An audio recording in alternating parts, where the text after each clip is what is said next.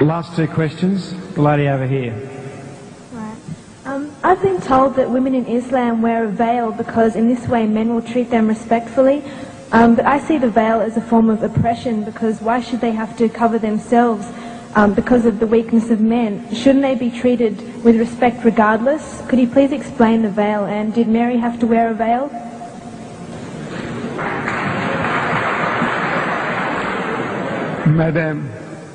Madam, your Bible says, your holy Bible says, Paul is telling you that the woman must cover her head, that the woman who doesn't cover, shave off her hair. Your Bible says that.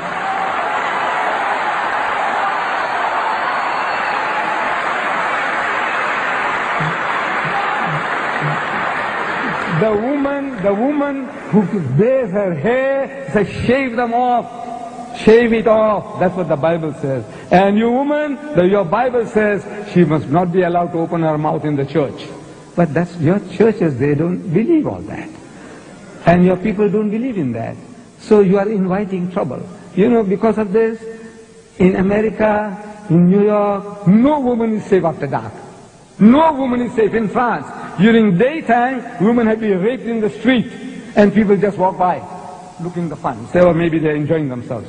Woman is being raped. No, I said, you are inviting it. Look, this modesty, the nuns, the nuns, Roman Catholic Church. Nobody gives them a second look.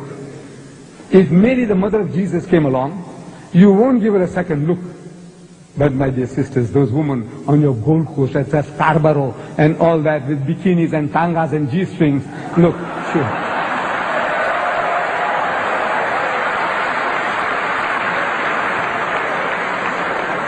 It's attracting, look, even an old man like me, I tell you, my God. If I went there, I tell you, I'll be burning inside.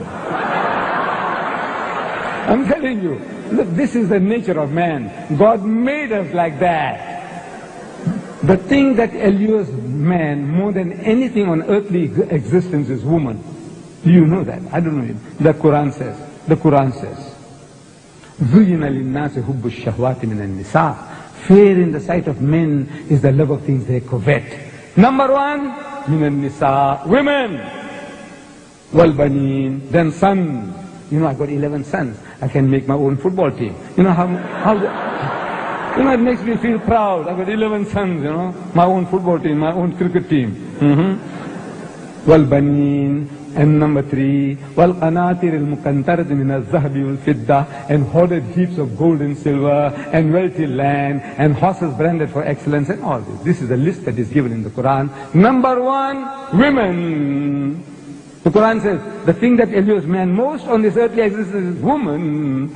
And I'm telling my Western friends that I don't have to prove that to you. I don't have to convince you. I said, you see, in my country, in the city of Durban, I think we'll end with this. Okay? We'll end with this. In the city of Durban, there is a firm called Lucian Motors. They sell second-hand trucks. Lorries, trucks. We call them trucks here too? Trucks, we call them trucks. And on the trucks that they advertise, there's a woman in the bikini on top of the truck. Then G-Knots, they sell farm implements. And on the tractors that they advertise, there's a woman in the bikini on top of the tractor. I'm asking these Westerners, I say, what has a woman in the bikini got to do with a second-hand truck or with a tractor? Except the man. You see, the woman is being dangled, so you read the advert. And BMW, I don't know, you have BMWs here.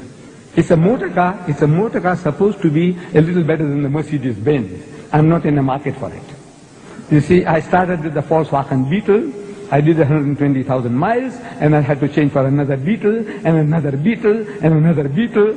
Then they stopped making the Beetles. The Volkswagen Beetle. They started the Golf. So I had to buy Golf number 1, Golf number 2. I'm still not in the market for a BMW. But I am forced to read this advert. In my newspaper, I see a BMW motor car. And with a woman in the skimpiest of bikini, what you call the tanga, the G-string. She's standing in front of the motor car. And it's written at the bottom, test drive her now.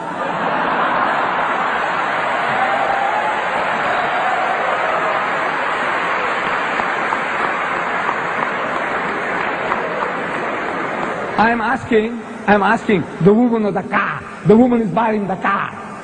And the her is underlined. Test drive her now. I said, look, this is what you're leading yourself to. This is the Westerner. He sells his mother, his wife, his daughter. His wife is a star, and she's being mangled on the screen, simulating rape. And they enjoy it. You enjoy your wife being simulated. It's not real rape, but you know it's simulated. You can see everything about it. She's being raped, your mother, your wife, your daughter. And you enjoy, your wife is a star. So, it's sick. No, Alhamdulillah, praise be to God, we haven't come to that sickness yet, we Muslims. We try to keep away from it. This is your pleasure, your privilege. We have no right to force you. But we say, you are playing with fire, my child, and you're going to pay the price. You're paying the price now, and you will pay the price.